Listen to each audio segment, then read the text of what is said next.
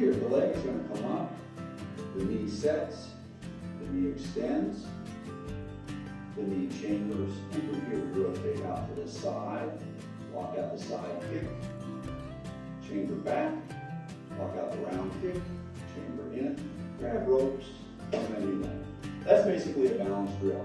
And you can do that type of balance exercise with both legs, and it will improve your balance, and it teaches the toes to flex and move to counter your level.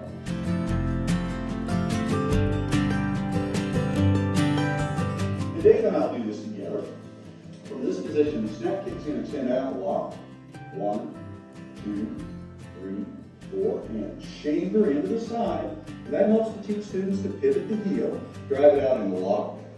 2, 3, 4, pull back, lock, 2, 3, 4, chamber in, hook through, 2, 3, 4, and down.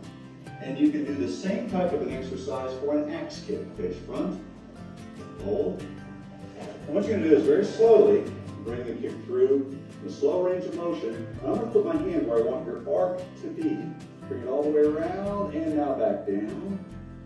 And now you can go the opposite direction for an inside out axe kick. Up, all the way around, and drop it down.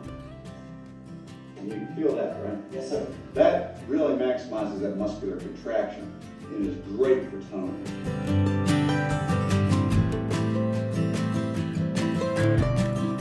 Okay, so I've brought Dave back up, and one of the things that we're going to do on hand technique is I've got a couple of training aids.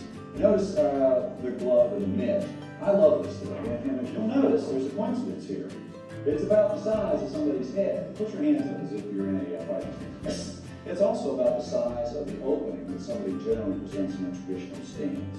Make it more like a boxing stance. Okay. Again, a little bit closed. He's down in what I call a foxhole. He could be down a little bit deeper. See how his head's up out of the foxhole? So now if he shrugs down in, he's got that foxhole covered. He's looking over at his weapons. They're a little too close to his face. You may want to have them let out a little bit, weapon first principle. And then the other thing that's interesting is you'll note that his head is kind of out of the foxhole, the head's round. Well, what's the shape of a helmet? The helmet is round, and the reason for that is when a blow comes, it glances off, as opposed to a straight-in attack, which would concuss into the skull, and of course cause damage. The other thing that you see that I have in instructors x-ray paper. Century Martial Arts sells x-ray paper nowadays. I can remember back years ago, I used to occasionally bring home x-ray paper from the hospital where I used to work sometimes. And the x-ray paper is great because what x-ray paper will do, if you're short, is it teaches someone to actually follow through, punch, target, so they actually get through. If you don't want to spend the money on x-ray paper, that's fine. Get a magazine, Old Time or Life or whatever. Hold it up with one page draped out of the magazine so that one page is exposed. And at the seam is a weak point. So when he punches, punch. If he punches well, if it's got a good snap and a good pop to it, black belts, he should be able to tear that page out of that magazine. With a punch or a kick, either way, it generates the snap in the technique and the forward torque. Now let's talk a little bit about David's technique. On any skill, when we generate power, power is force equals mass times acceleration. So force and power kind of synonymous to the same thing. When David throws a punch, he rotates that punch forward. He strikes with these first two knuckles. A lot of times you'll see street fighters, when they throw a punch, they strike with the lateral three. I have treated many patients in the emergency room with boxer fractures where they break these small bones on the lateral aspect of the hand. So number one, when you are throwing a punch, I tell my soldiers, think of this as aiming pegs on a rifle. So that when they are striking, they're striking with those first two knuckles. The force is absorbed into the wrist. Notice his wrist is flat and straight. Into the elbow, into the shoulder. He's got his body turned, so that when that force goes into him, it's going into his upper body, which is solid.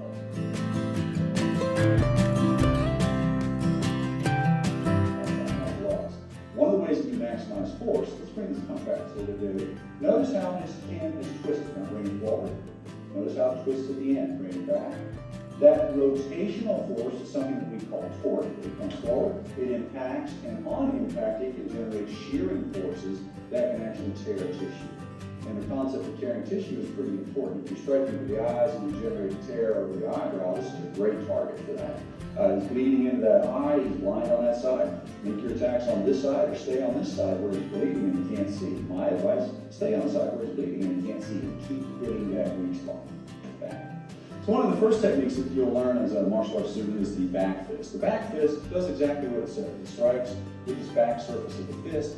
I like to roll mine out a bit and try to focus it so that I reduce the surface area. If I spread surface area out over a wider area, I reduce power. So if I shorten it and concentrate it, focus it on these two knuckles, I can increase power as much as I can forward. Some studies have shown on punch manometer techniques that whenever you hit these things, that some martial arts can generate in excess of 2,000 or 3,000 pounds of pressure when they hit. So here's back fist. Just coming from this position, strike and back. At combat speed, driving into your opponent, and again, and you'll notice the exhalation that I'm doing. If you think about weightlifting, someone's bench pressing, they don't hold their breath. You pass out, exhale, so you generate power and you awaken that spirit. That's the definition of ki. So if you're ki, you're driving that power into your opponent. The next punching drill is the reverse punch. I'll shift on this side of the bag so that you can see what I'm doing. On the reverse punch, notice my body is sideways. Also, I can set it from more of a forward stance position, which is really my preference anymore nowadays. So for this position, I rock. Notice what I said. What was the first thing that you saw happen? Down here on the floor, that toe push, that purchase, that's where the power is coming from. As that punch drives into my opponent. Notice this hand. I don't start the lawnmower. You see guys do this all the time. And you pull this hand back and away. So if this is blocked, what's forward? My command and control, right? My tactical operations center. I want to guard that. So when I throw that punch, this hand comes in close and stays so that I can guard myself. So reverse punch and drive it through. So you get good penetration and driving into your opponent. A variation on this would be the lunge and drive into your opponent. And you can do that same lunging variation on the back fist by lunging in and striking with the back fist. So those are two basic karate style punching attacks. The next two skill sets beyond the back fist and beyond the reverse punch are going to be the jab, uppercut, and hook punches. These are very boxing specific. The jab to a boxer is like a roundhouse kick to a kicker. So if I'm setting up a jab, moving around a little bit, when I execute the jab, simply lead weapon, boom, and pop, driving into my opponent with those first two knuckles to make sure that we get good penetration. Some things that a boxer does is to keep the hands relaxed and on impact, they will flex that fist, and that literally will drive force into their opponent. So that's kind of a throw trick you do, black belts. If you're moving from this position, keep that hand open as you're coming forward. It elicits less of a response, and rate of point of impact closed. Okay, now beginners, I wouldn't recommend you do that because invariably you're going to miss when you keep the fingers and break the thing, or to pull his eye out. So don't do that. So the jab done slowly, boom, back, boom, back. A combination to the jab would be a jab and cross. 1, 2. Notice the position that I'm in. I've got my leg tucked. My groin is actually under, so if I get kicked, it's not going to hurt me. If I'm like this and I get kicked, that's going to hurt. So make sure that you tuck the groin to the rear. So that from this 1-2 position, I can now follow through and set myself up. Look at his head, look at the position, boom, into my third position. That is a hook punch. The karate version of a hook punch would be 1-2 ridge hand strike, which is an open strike. The ridge hand forms a V. A lot of times I tell students to aim directly at the ear. The ear, if you strike with a ridge hand, you're going to get maximum pain. And also in a combat strike, you can just blow the ear because what will happen is on initial impact, your head goes this way. There's some compression of those carotid bodies. And that's actually an important thing. When we talk about chokes later on in one of the other DVDs, I'll demonstrate that for you. Once today gets the sugar in, hands are up. So the building of this, now we're going to introduce an uppercut. So we've got the jab, straight punch, hook, Notice the position I'm in. The uppercut sets and drives from the hips, boom, into my target. So it's a very short chopping punch. And the idea is not so much to knock him out with an uppercut. Certainly you can. The problem with reaching high on the uppercut is that if you miss, look at the position I'm in. And you're going to get your ribs. So when I'm in close, 1, 2, 3, 4, I want to drive that uppercut from an in close position. And from here I'm set for a bumping skill where I can hit the knee, I can follow through with an elbow, I can take him to ground, and we can follow up on those skills fairly quickly. Next thing I want to talk about is, primarily again, black belt instructors, what you want to do is utilize the heavy bag. You know, Century makes these wave master products, which are great. You fill the bottom with water, they've got a really great stable base, and they're wonderful to hit. We've got one over here that has number material on it. And if you look at the numbers, it's great to train students and to actually call out whenever they're hitting this thing, the numbers that you want them to strike as they're initiating the technique. What that forces the student to do is to be able to change the technique and to traject the technique in different angles. And it makes it very wonderful for a training purpose. Now I also have this uppercut attachment, which is great to use because you can come underneath this thing and come off of a 2-8 target, an 8 kick, 2 jab, and then the uppercut technique. So this is also a really good product to utilize.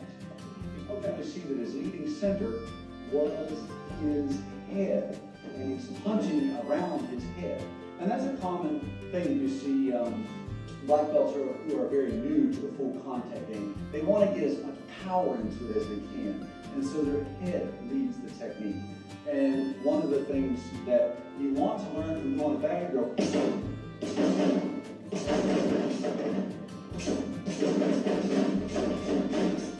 is that I'm set and I'm stable on the technique. Notice the position. Now I'm weighted forward. I'm off the heel. I'm forward weight displaced, but I'm not shifted forward. When I shift forward, my center of gravity is out.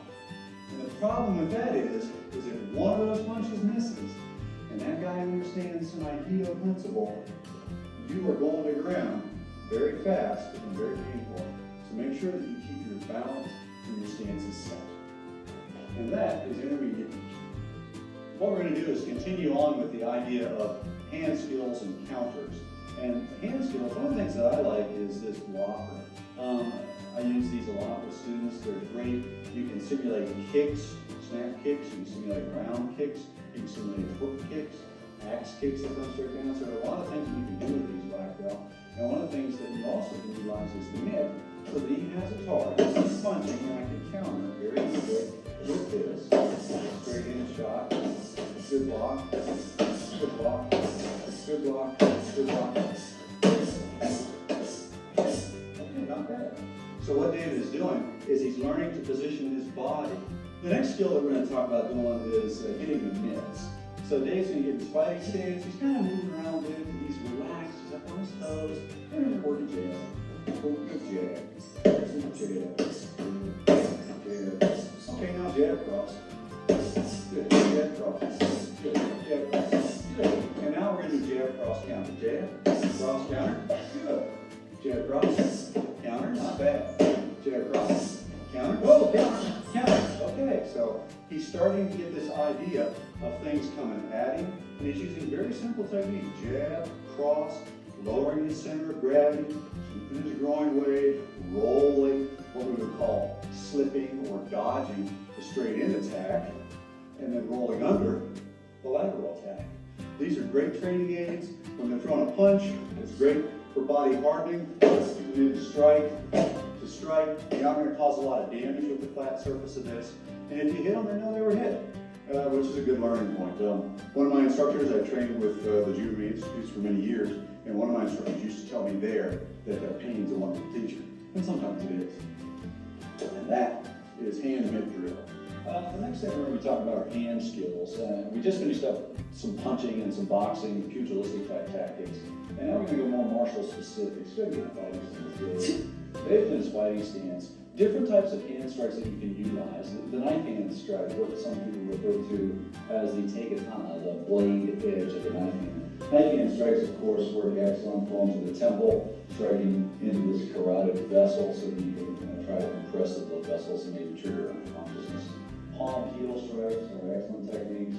Contrary to popular legend, you really can't drive the nasal bones up into somebody's brain and kill them. A palm heel is best executed by driving the palm heel flat into the opponent. And notice how my fingers are more open. And the reason for that is to actually grab the rib, so that as you're pushing, you can actually follow through with a palm heel strike. So palm heel strikes can come up through, they can come down, you can go laterally. You can also move further up the hand and utilize the angle of the wrist. So if we are close and I'm coming through to strike with the wrist going into the temple, as I'm coming through, I actually flex, and you'll note that I strike directly on the temple, and that's a good striking point. Another good striking point is the ear, or the base of the ear, coming into the throat and into the trachea with the wrist also works quite well. And then we have rakes and gouges. Raking tactics are, again, an in-close technique. Particularly, women are really notorious for doing this type of thing. They're coming in and grabbing. He has very short hair. But what you're literally doing is raking through the hair to grab. And from here, you can actually twist, and you can throw someone down by doing a hair throw, and you can actually pull them through. Another raking technique that's good is to come through the face. A lot of people you'll see martial arts in like double fingers, and you're going to break your fingers. When you come through the palm here, you can drag down and come into the eyes, which is what I've done here. Another type of eye technique is to come through, again, a palm heel strike and thumb into the eye. When you're attacking the eye, the thumb comes to the center, the canthus, or where the lacrimal duct would be. And what you're actually doing is pressing down into the duct. You're not aiming for the eye itself. The globus of the eye is very pliable, very flexible, filled with fluid, vitreous. And so what we're trying to do is shove into the back of the eye socket so they actually pop the eyeball, or the burst. Other tactics that you can use with open hands and in-close skills are coming in this type of a grab is with the thumb angle hitting the trachea, causing it to shift. That compresses laterally on the technique, and then these fingers will grip this big sternocleidomastoid muscle. These techniques are coming straight out of the military training. This would be a combatives training. And when you're rolling around on the ground skill, if you're close and they're going to give you that throat, go for that throat and grab it. Say something. Okay, so the bottom line is we're compressing the airway, moving out of the way so we're reducing the way to breathe. Other techniques that you can utilize in this position would be chokes that are lapel chokes where you're rolling in, and other types of chokes that we'll talk about when we get into some of the self-defense skills. Other upper body technique, utilizing the elbows. Different types of elbow strikes. From inside, if I right cross and come here and then very close, I can execute an elbow strike. The elbow strike has two surfaces. If I roll my hand so that it is facing the camera, what that literally does is it pulls this radial bone and presents it so that this olecranon is actually sharp. So now when I strike David, he's getting a sharp angle of bone-on-bone contact. If I want more of a concussion strike, I roll the hand this way so that now the elbow becomes flat. The bones move over in their range of motion. And as I strike, I might use that as a bump to drive David out of the way. Or I could use it as a concussion strike to come up high into the temple. Okay? Now, other types of techniques, again, moving up the arm. Shoulder bumps. If I'm in close with Dave and I'm here, I can bump his shoulder to try to generate an opening, but maybe I can get to the groin, or that may just be a fake as you come through and follow through with an uppercut. Basically what we call the seesaw effect or seesaw patterns, where I draw an attention down here, brings primary targeting area closer to me. I strike that targeting area, where are your hands going to go? Up the guard, and now my next targeting area becomes presented. A seesaw effect, or the ability to generate an opening in your opponent, so that when I generate an attack here, I'm literally thinking of what is my next attack. Okay? And that is hand techniques other than punches that you can utilize for common attacks.